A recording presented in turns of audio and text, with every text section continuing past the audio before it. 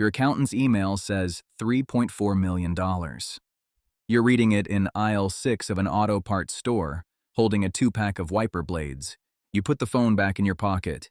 You pay for the blades. $13, cash. The kid at the register asks if you want the receipt in the bag. Nobody in your life knows that number exists. Not your brother. Not the woman who's poured your coffee every Thursday for 6 years. You'd always assumed this moment came with a bottle of something. It came with wiper blades. Let's rewind 11 years, to a gas station at 11 at night. The man ahead of you in line pays $3 to take $20 of his own money out of the machine by the door. You've paid that fee yourself. Maybe 100 times. Tonight you stand there a second longer than usual. And think about where the $3 goes. You look it up when you get home. It takes 40 minutes. Most people never spend 40 seconds on it. What you find, the bank doesn't own most of those machines. Independent operators do. A used one runs about $2,000. The surcharge is $2.50 to $3, and the operator keeps most of it. A machine in a decent spot does 150 to 200 withdrawals a month. You do that math at the kitchen table with a pen. Your first machine costs $2,100. There's a scuff down one side. You put it in a neighborhood bar, split the surcharge with the owner, shake his hand in a back hallway that smells like beer and bleach. First month, 174 withdrawals. After the bar's cut, after driving out twice to load cash, you clear $212. Your coworker made more than that last Saturday on one overtime shift. You wrote the number on the back of a receipt anyway. It stayed in your wallet for a while, and there's a part you don't say out loud. You used to be the guy at that machine, cursing the fee. Now the fee comes to you. You bought a second machine anyway, because the $212 isn't the point.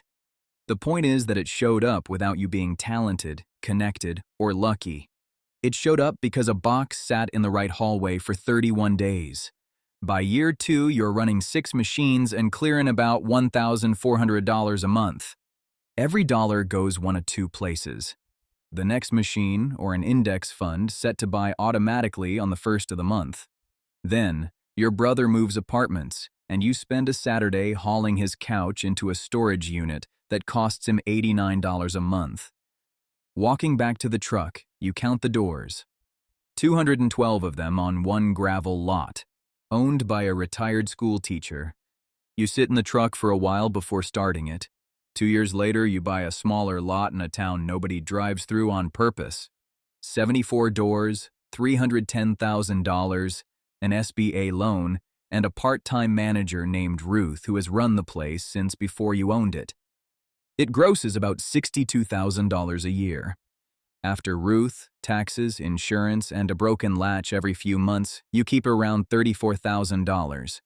Nobody empties a storage unit during a recession. They fill one. After that, 2 duplexes in a Rust Belt town, $89,000 and $104,000, throwing off about $21,000 a year between them. Then the strange one, a parking lot striping company you buy from a man named Gene, who spent 28 years painting straight white lines on asphalt and wanted to go fishing. $640,000 a year in revenue. Thin margin, clients who've been with him since the 90s. Nobody in California is racing to disrupt paint. Your accountant is named Dana. 22 years of small business books. She reads your folder for a long time without saying anything, then looks up and tells you she's never met anyone who worked this hard to be boring. She doesn't mean it as a compliment. You take it as one. She asks if you're planning to move into something with more upside. You tell her every line in that folder has the same feature. The need behind it doesn't read the news. Bars run out of cash. People keep too much stuff. Rent comes due on the 1st. Paint fades. And the quietest line in the folder is now the largest one.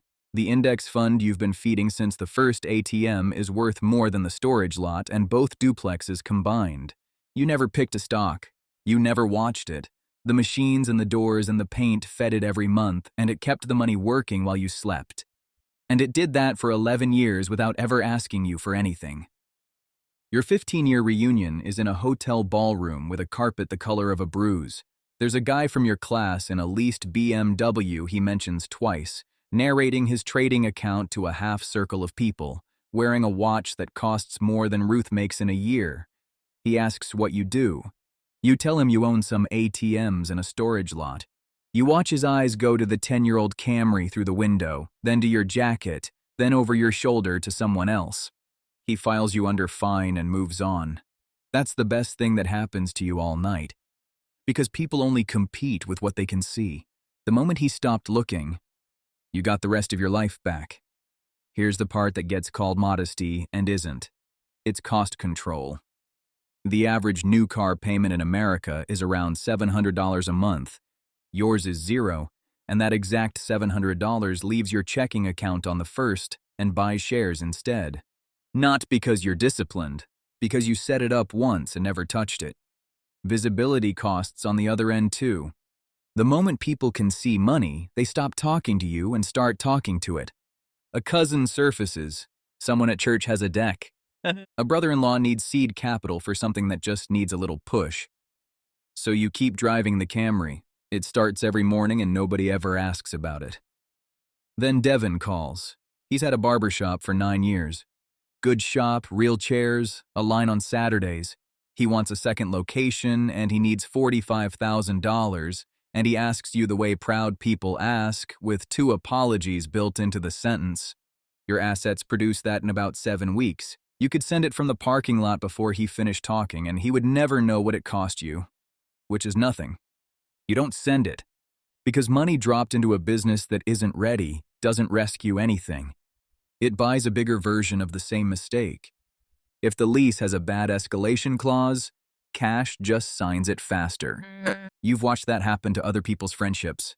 The money always disappears first, and the friendship second. So you go sit at Devin's kitchen table instead, 4 Saturdays in a row. You ask about the rent escalation, the personal guarantee. What happens in month 18 if walk-ins drop 30%? He doesn't know some of the answers, not because he isn't smart, but because nobody has ever sat across from him and asked. By the 4th Saturday, he's renegotiated 2 supplier contracts, found an SBA microloan and a city grant, and pushed the timeline out 4 months so he doesn't need outside money at all. He calls you the night he gets the keys. His voice goes at the end of a sentence, and he stops talking for a second. You will never tell him what you could have written a check for. The shop had to be his. That's the bill nobody warns you about. Nobody targets you. Nobody asks you for anything. And nobody sees you either. Some nights those are the same sentence. Which brings you back to aisle 6 and the wiper blades and Dana's email crossing $3.4 million while a forklift beeps somewhere behind the shelves.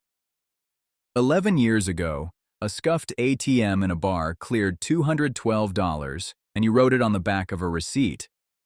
This morning the number has 6 more digits and you're buying wiper blades. The Camry needs them. That part hasn't changed. Somewhere tonight, someone is standing at a machine paying $3 to withdraw their own 20. Almost all of them will just be annoyed. One of them is going to wonder who owns the machine. So here's what to do with this, in order. First, buy one boring thing this year that pays you without your attendance. A used ATM, a vending spot, a storage unit you sublet, a parking space you rent out. Under a few $1,000s. The first $200 a month matters less than the fact that something now runs without you standing over it. Second, send everything it produces into one broad index fund on automatic transfer and then leave it completely alone, because in this story, the laziest thing in the folder quietly beat everything you sweated over. Third, keep the paid-off car another year. That's about $700 a month you never have to earn again, and nobody at the reunion is going to remember what you drove.